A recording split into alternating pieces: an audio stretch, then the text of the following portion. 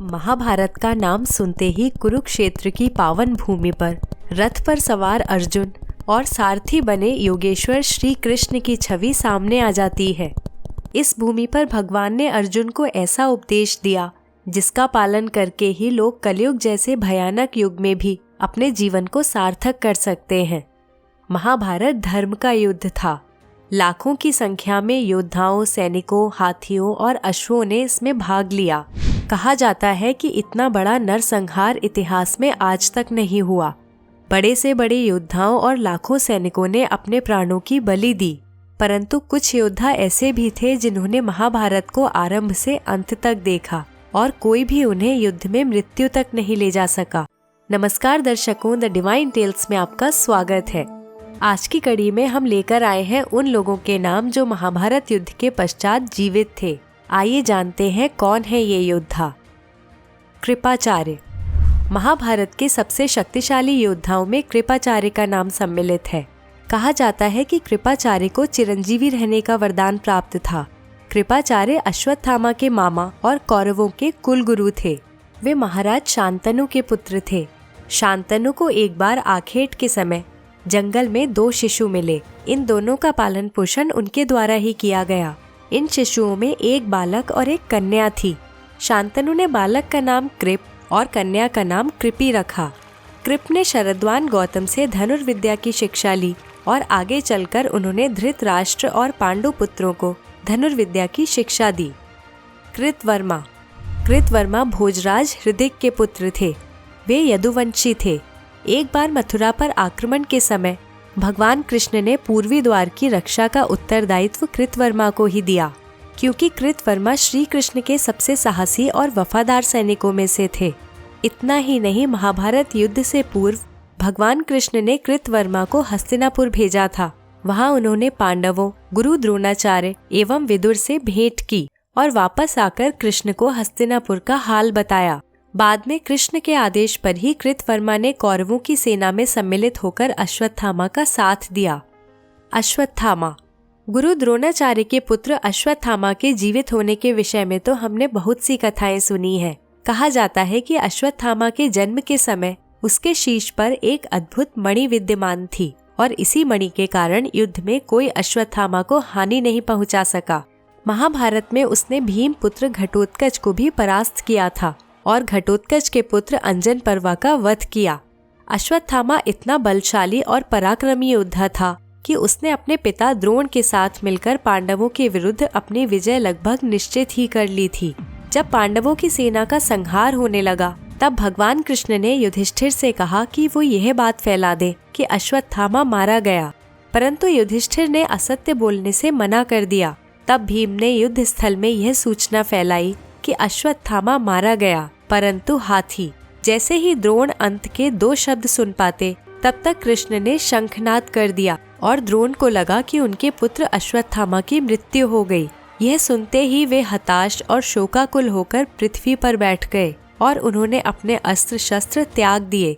अवसर पाकर द्रौपदी के भाई धृष्टद्युम्न ने द्रोणाचार्य का शीश धड़ से अलग कर दिया। पिता के साथ हुए इस छल से अश्वत्थामा क्रोधित और शोकाकुल हो उठा और उसने ब्रह्मास्त्र का प्रयोग किया, जिसके कारण अनेक निर्दोषों की निर्मम हत्या हुई। तब भगवान कृष्ण ने अश्वत्थामा को कलयुग के अंत तक पृथ्वी पर भटकने का श्राप दिया। ऐसा कहा जाता है कि अश्वत्थामा आज भी पृथ्वी लोक में है। युयुत्सु। युयुत्सु महाराज धृतराष्ट्र और एक दासी के पुत्र थे। सौतेला भाई होने के कारण उन्हें कौरवों से कभी उचित सम्मान नहीं मिला।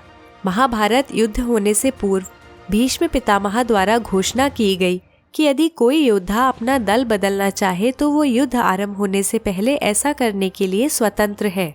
यह सुनकर कौरवों की ओर से युयुत्सु पांडवों के दल में सम्मिलित हो गए। युद्ध में युयुत्सु के अतिरिक्त सभी कौरव मारे गए।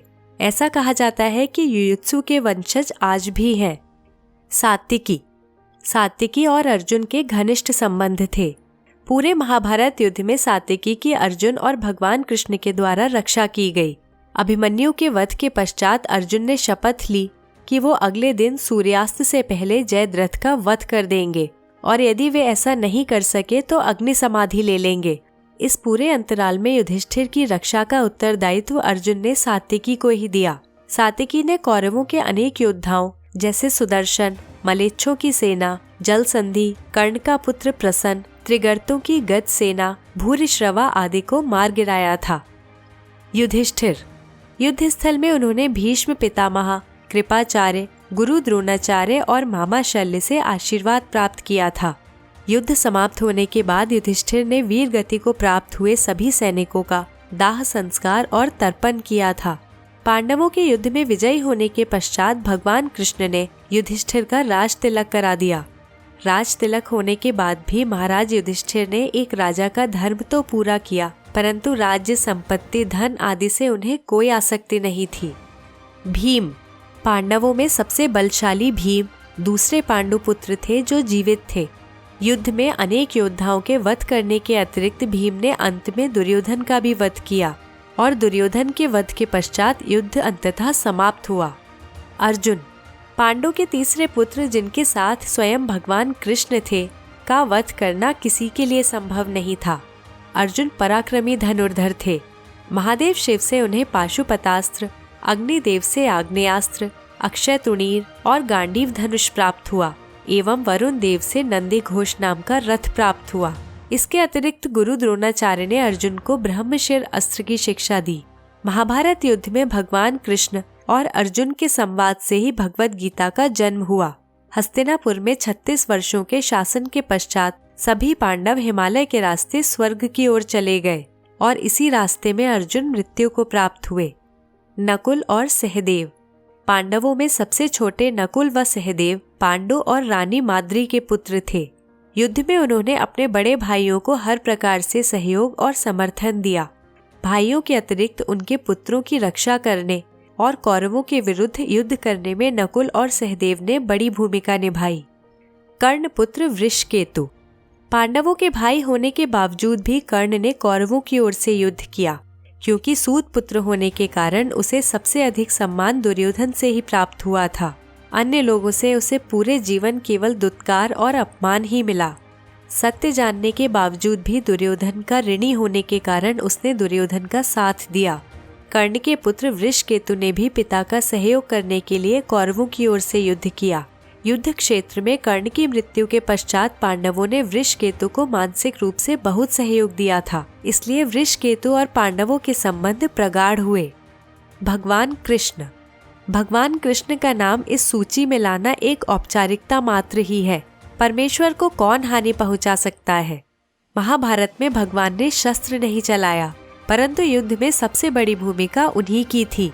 यदि भगवान कृष्ण नहीं होते तो धर्म को विजय नहीं मिलती, पांडवों को न्याय नहीं मिलता और कौरवों को उनके कर्मों का फल नहीं मिलता।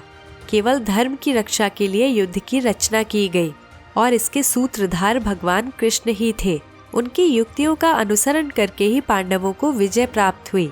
इसलिए कहने के लिए तो उन्होंने अर्जुन के रथ को संभाला था, परंतु वास्तव में पूरा महाभारत भगवान के ही नियंत्रण में था। और यदि आध्यात्मिक दृष्टि से बात की जाए तो भगवान की इच्छा के बिना तो एक पत्ता भी नहीं हिलता। जब जब इस संसार में अधर्म और अन्याय चरम पर होते हैं, तब तब भगवान का प्रकट होना निश्चित है। और इस प्रकार भगवान कृष्ण, पांडवों, कौरव सेना के 3 योद्धाओं के अतिरिक्त 3 और योद्धाओं ने आरंभ से अंत तक पूरा महाभारत देखा। और दर्शकों, इसके साथ समाप्त होती है हमारी आज की कड़ी। आशा है आपको यह जानकारी पसंद आई। आपसे जल्दी मुलाकात होगी अगले वीडियो में। तब तक के लिए नमस्कार।